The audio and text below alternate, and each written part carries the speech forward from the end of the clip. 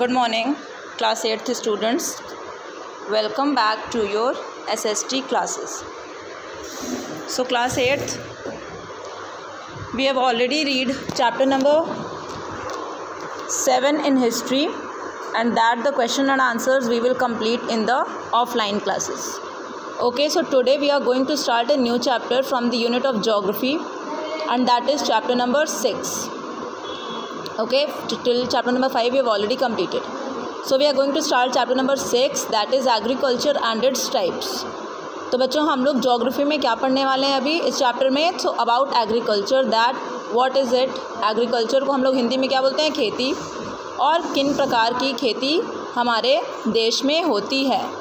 तो फोकस में देखिए क्या क्या लिखा है। Types of agriculture, agriculture in India, agricultural seasons in India, irrigation facilities in India.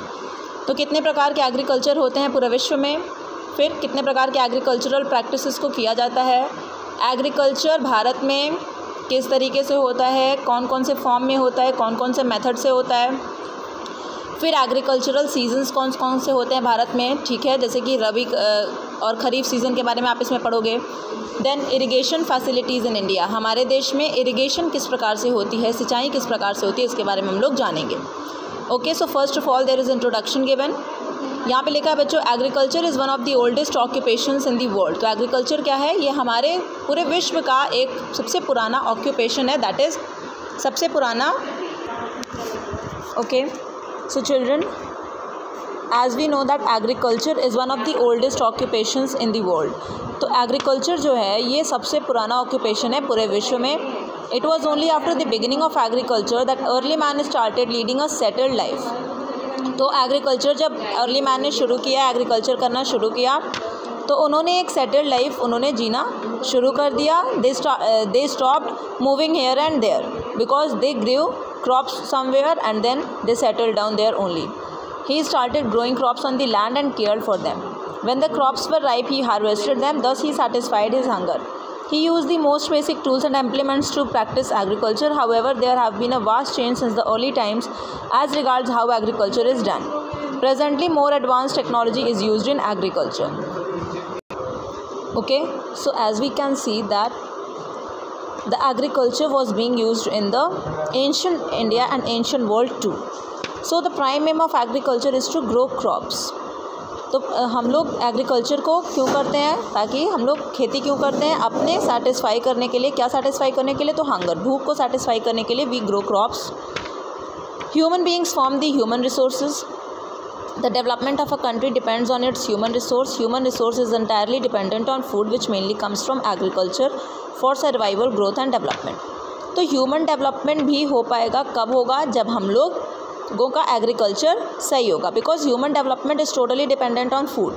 जब किसी इंसान को अच्छे से खाना नहीं मिलेगा तो क्या वो कोई प्रोडक्टिविटी दे पाएगा इस इकोनॉमी को? तो नहीं दे पाएगा। तो एग्रीकल्चर जब होगा, फूड जब मिलेगा इंसान को, तो ह्यूमन रिसोर्स डेवलपमेंट भी होगा। एग्रीकल्चर का मतलब सिर्फ और सिर्फ फार्मिंग या फिर क्रॉप्स को ग्रो करना नहीं होता है, बल्कि क्या होता है, it also includes cultivation of cash crops, fruits and flowers, dairy farming and cattle rearing. तो इसके अंतर्गत आप देखते हो कि जो कैश क्रॉप्स हैं आपके, कैश क्रॉप्स कौन से क्रॉप्स होते हैं? तो वो क्रॉप्स जिनको बेच करके आप पैसे कमाते हो, जैसे कि jute crop, jute is a cash crop. उसके बाद फ्रूट्स हो गए, फ्लावर्स हो गए। डेयरी फार्मिंग में आपका क्या आ जाएगा? आप लोग जो काऊ हो गया, बफेलो हो गया, इनका जो हम लोग पशुपालन करते हैं। ओके, सो डेयरी फार्मिंग के बारे में हम लोग समझ रहे हैं। तो डेयरी फार्मिंग क्या होता है बच्चों? जब हम लोग पशुपालन करते हैं, काऊ, बफेलो, इसके थ्रू जो हमें मिल्क प्रोवाइड होता है, जो हमें मिल्क मिलता है, that also comes under the agriculture. Cattle rearing, पशुपालन, जैसे कि शीप हो गया, गोट हो गया, ये सारी भी आपकी एग्रीकल्चर के अंडर में आएंगी। तो ह्यूमन बींग्स की बेसिक नीड्स क्या है? फूड है, क्लोथिंग है, ये सब एग्रीकल्चर में आता है। क्लोथिंग कैसे आएगा? फूड तो आप समझ सकते हो एग्रीकल्चर में कैसे आएगा। क्लोथिंग एग्रीकल्चर में आएगा through the fabrics which are being cultivated in the fields like cotton and so on. Interestingly, about 50% of the total population of the world is engaged in agricultural activities. So we can see that in India, our total population, that means 50% is engaged in agricultural activities, and that is why we call our nation as agricultural based. India में आप देख रहे हो 2/3 population जो है वो agriculture activity कर रही है। एग्रीकल्चर एक्टिविटीज़ एक जगह से दूसरी जगह पर अलग अलग तरीके से होता है, अलग अलग फॉर्म में होता है। Why? Because there is a difference in climate, soil, rainfall all over the world. तो कहीं पर बहुत ज़्यादा मात्रा में बारिश हो रही है तो वहाँ पे वही वाले क्रॉप्स ग्रो करेंगे जिसको अबेंडेंट रेनफॉल की ज़रूरत हो। अगर रेनफॉल कम चाहिए किसी क्रॉप को तो हम लोग उसको कहाँ पे ग्रो करेंगे? जहाँ पे हम लोगों को स्कैंटी रेनफॉल हो रहा है। ठीक है, जैसे यहाँ पे देख रहे हो आप क्रॉप कल्टीवेशन का फोटो देख सकते हो। उसके बाद बताया जा रहा है आपको like wheat is obtain from the wheat plant, it is change into flour to make various things like bread, biscuits and so on. तो आप देख रहे हो कि वीट प्लांट से हम लोग क्या करते हैं? वीट को ऑब्टेन करते हैं और फिर उसको अलग अलग फॉर्म में हम लोग बनाते हैं, लाइक ब्रेड बनाते हैं, बिस्किट बनाते हैं और उसको हम लोग कंज्यूम करते हैं। Activities involve in the product are known as economic activities. These activities can be divided into 3 categories. तो 3 categories में ये economic activities divided है। First is primary, second is secondary and third is tertiary। तो primary activities क्या होती हैं? जो भी प्रोडक्ट हमें नेचुरल रिसोर्सेज से ऑब्टेन होता है that is primary activities. Agriculture और फिशिंग ये दोनों हमारी प्राइमरी एक्टिविटीज़ के एग्जाम्पल है। उसके बाद the activities related to the processing of natural resources are called secondary activities. तो प्राइमरी एक्टिविटीज़ में प्राइमरी सोर्सेज को जब हम लोग उस पर हम लोग इंडस्ट्री में ले आकर के उस पर काम करते हैं और उसको बनाते हैं तो उसको हम लोग सेकेंडरी एक्टिविटीज़ कहेंगे। लाइक बेकिंग ऑफ ब्रेड, तो ब्रेड का बनना, वीविंग ऑफ क्लोथ का बुनना, ठीक है, मैन्युफैक्चरिंग ऑफ स्टील, ये सारी जो हो गई आपकी सेकेंडरी एक्टिविटीज़ की फॉर्म है। उसके बाद सर्विसेज जो प्रोवाइड होते हैं for the support of primary and secondary activities that we call it as tertiary activity like banking, transportation, insurance, advertising. These are the some examples of tertiary activities. Okay, explore more में क्या है बच्चों?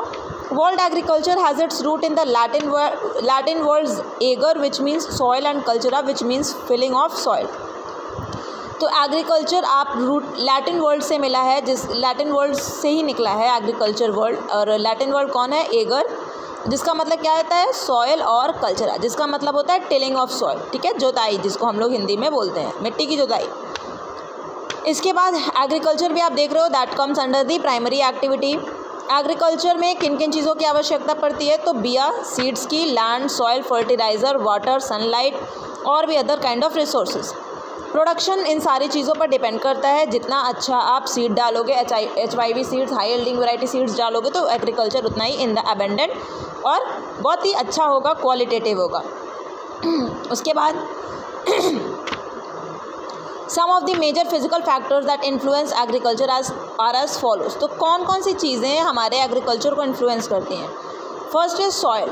तो soil, मिट्टी के बारे में आप सभी बच्चे जानते हैं, this is a very common thing, सभी बच्चों को पता होगा। जितनी उपजाऊ मिट्टी होगी उतना ही अच्छा अनाज होगा, ठीक है। अगर मिट्टी बंजर है, ज़मीन बंजर है, बैरन है, इनफर्टाइल है, तो वहाँ पे अनाज अच्छा नहीं होगा या फिर एकदम भी नहीं होगा।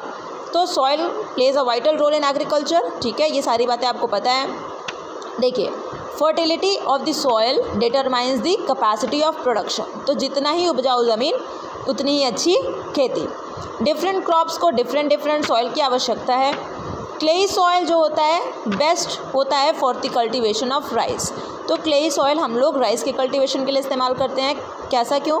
क्योंकि राइस क्रॉप को बहुत ज़्यादा पानी की आवश्यकता होती है ग्रो करने के लिए, और क्लेई सॉइल बहुत लंबे समय तक पानी को अपने अंदर स्टोर करके रखता है। स्टोर करके इन द सेंस वो अपने अंदर सोख करके पानी को रख सकता है।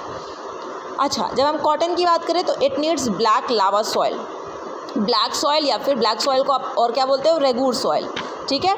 तो ब्लैक सॉइल को ज़रूरत होती है कॉटन के ग्रोथ के लिए। उसके बाद फर्टाइल अलुवियल सॉइल। अब सबसे ज़्यादा फर्टाइल जो सॉइल होता है वो होता है अलुवियल सॉइल, और इसको ज़रूरत होती है गेहूं के प्रोडक्शन के लिए, दैट मीन्स वीट। तो वीट का प्रोडक्शन इसीलिए हम लोग, वीट जो है वो अलुवियल सॉइल में उसको ग्रो किया जाता है, और हमारे देश में वीट का प्रोडक्शन बहुत ज़्यादा होता है। और इसीलिए कहते हैं कि रोटी खाइए, क्योंकि रोटी में जो है बहुत ही ज़्यादा पोषण तत्व, न्यूट्रिएंट्स हैं। क्लाइमेट की क्या बात करते हैं हम लोग? क्लाइमेट भी एग्रीकल्चर को पूरी तरीके से इन्फ्लुएंस करेगा। जैसे some crops grow well in cold climate, लेकिन कुछ क्रॉप्स को बहुत ज़्यादा गर्मी की आवश्यकता होती है। तो जहाँ पे ज़्यादा गर्मी पड़ेगी वो हम लोग उसको क्या बोलेंगे, वहाँ पे आप वो वाले एग्रीकल्चर को करोगे, उन आप चीज़ों को प्रोड्यूस करोगे जिनको हॉट क्लाइमेट की आवश्यकता होती है। जैसे अगर हम एग्जांपल में बात करें तो राइस और sugar cane crops require a high temperature than sugar beet and wheat crops. तो राइस और शुगर केन को ज़्यादा गर्मी की आवश्यकता है और शुगर बीट और व्हीट क्रॉप्स को उतनी ज़्यादा आवश्यकता नहीं है। तभी आप देखते हो कि जब भी चावल की हम लोग बुआई करते हैं, जब भी राइस का कल्टीवेशन होता है, तो that is done in the kharif season, that means May to September. तो आप देख रहे हो इस टाइम पे बहुत गर्मी रहती है, तो इस टाइम पे हम लोग राइस को फील्ड्स में लगाते हैं। चलो इस अगर यहाँ पे और क्या लिखा है, some crops like rice require heavy rainfall. तो कभी आप लोगों ने पता नहीं देखा होगा, नहीं देखा होगा, खेतों में जब चावल बोआ जाता है तो पूरा फील्ड जो है, पूरा मैदान पानी से भर दिया जाता है। उसमें बहुत ज़्यादा पानी की रिक्वायरमेंट होती है चावल को कल्टीवेट करने के लिए। इसके बाद अगर हम बात करें तो मिलेट्स, देखिए राइस और व्हीट के बाद हमारे देश में सबसे ज़्यादा मिलेट्स को बोया जाता है।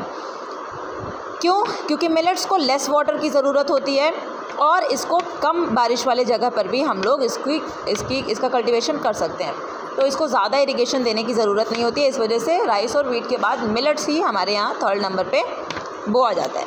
उसके बाद रिलीफ फीचर्स की अगर हम बात करें तो relief and altitude have a great bearing on agricultural activities. ठीक है, जैसे कि रिलीफ फीचर्स मतलब लैंड एरिया आपका किस प्रकार से है। जैसे प्लेन्स की अगर हम बात करें तो plains are the cultivated land. ठीक है, वहाँ पे आपको ज़रा सा भी एल्टीट्यूड नहीं दिखेगा, आपको गड्ढा नहीं दिखेगा, तो वहाँ पे आप फील्ड पे क्या कर सकते हो, बहुत अच्छे से खेती कर सकते हो। सॉइल जो होगा प्लेन एरिया में, that is very fertile. Plateaus जो हैं वो लेस सूटेबल होते हैं कल्टीवेशन के लिए, क्योंकि उसमें हार्ड रॉक्स होते हैं। ठीक है, प्लाउइंग प्लेट्यूज़ पे बहुत टफ टास्क होता है, इस वजह से वो हो नहीं पाता है। चलो माउंटेन्स भी हैं, वो भी हाईली अनइवन है। माउंटेन्स में, पहाड़ में आप देखोगे कहीं पे ऊंचा है, कहीं पे नीचा है, तो वहाँ पे जो क्रॉप्स को कल्टीवेट करेंगे वो माउंटेनियस क्रॉप्स होंगे, वो वहीं के लिए सूटेबल होंगे। ठीक है, कुछ क्रॉप जैसे कि आप टी देख सकते हो, कॉफ़ी, तो पहाड़ों पे आप टी और कॉफ़ी का बगीचा, आप बागबानी देख सकते हो। ठीक है, इसके बाद no water logging is harmful for this crops. ठीक है, माउंटेन पे जो है पानी एक जगह इकट्ठा होगा नहीं, क्योंकि माउंटेन है, स्लोप से पानी सारा नीचे चला आएगा। टी कॉफ़ी को ज़्यादा पानी की आवश्यकता नहीं होती है, वाटर लॉगिंग की ज़रूरत नहीं होती है। लाइक राइस को वाटर लॉगिंग की ज़रूरत होती है, और इसलिए हम लोग माउंटेन्स पे टी और कॉफ़ी को ग्रो कर सकते हैं। अदर फैक्टर्स में अगर हम बात करें तो आप देख सकते हो मार्केट, अब जहाँ पे रॉ मटेरियल पास में रहेगा तो वहाँ पे क्या हो सकता है, आप जल्दी से प्रोडक्ट को आप बना सकते हो, वहीं पे अपनी फैक्ट्री को सेटअप कर सकते हो। उसके बाद cheap labour, capital, government policies, ये सारी चीज़ें आपके एग्रीकल्चर को इन्फ्लुएंस करेंगी। जहाँ पे चीप लेबर होगा, चीप लेबर मतलब सस्ता, आपको ह्यूमन रिसोर्स सस्ता मिल रहा है, ज़्यादा काम करने वाले लोग हो रहे हैं तो प्रोडक्टिविटी ज़्यादा होगी। कम काम करने वाले लोग हैं तो productivity will be less. Then capital, आप जितना पैसा लगाओगे उतनी अच्छी प्रोडक्टिविटी होगी, कम पैसा लगाओगे तो प्रोडक्टिविटी आपकी एडवर्सली अफेक्ट होगी। उसके बाद गवर्नमेंट पॉलिसीज़, हमारी राज्य की सरकारें क्या करती हैं, राज्य में उन्होंने अलग अलग तरीके के प्रावधान बनाए हैं ताकि वहाँ पे प्रोडक्शन जो है वो बैलेंस फॉर्म में हो जाए। यहाँ पे एक केस की बात करेंगे, जैसे अगर हमारी यूनियन के सरकार ने कहा कि आप आलू की खेती करिए। ठीक है, आलू की बहुत आवश्यकता है पूरे हमारे देश में और विश्व में भी, हमको इसको एक्सपोर्ट करना है।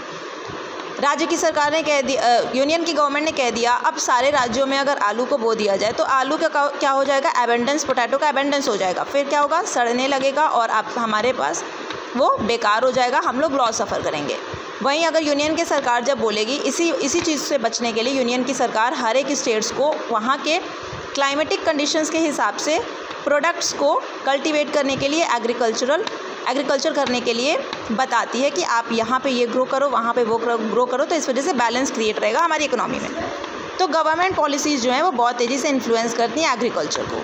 ठीक है, ये सारी बातें आपको बताई गई। फिर यहाँ पे बताया जा रहा है एक्सप्लोर मोर। तो एक्सप्लोर मोर में ऑर्गेनिक फार्मिंग की बातें की जा रही हैं। Organic manure and natural pesticides are applied in place of chemical fertilisers and pesticides. Organic manure क्या होता है, तो जो हम लोग खाद हमको नेचुरल फॉर्म में मिलता है, लाइक बायोमास। तो हम लोगों को जो भी नेचुरल फॉर्म में खाद मिल रहा है, ऑर्गेनिक मैन्योर, अगर हम उसका यूज़ करेंगे तो then agriculture will be more in abundance and it will be nutrient and there will be more nutrients in it too. वहीं अगर हम केमिकल फर्टिलाइजर्स डालेंगे तो वो हमारे सेहत के लिए, वो हमारे हेल्थ के लिए अच्छा नहीं होगा. टाइप्स ऑफ एग्रीकल्चर की बात करेंगे. टाइप्स ऑफ एग्रीकल्चर में एक्सटेंसिव एग्रीकल्चर और intensive agriculture, then subsistence agriculture.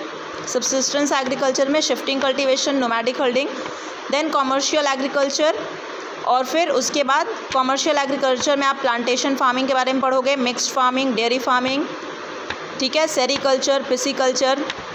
इसके बाद कोऑपरेटिव फार्मिंग के बारे में पढ़ोगे, ये छोटे से यूनिट में किया जाता है.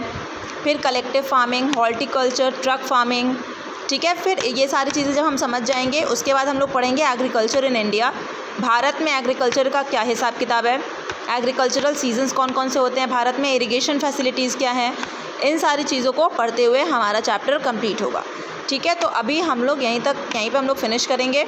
आज बस इतना ही पढ़ेंगे. Types of agriculture will do in the next class. Okay class, thank you.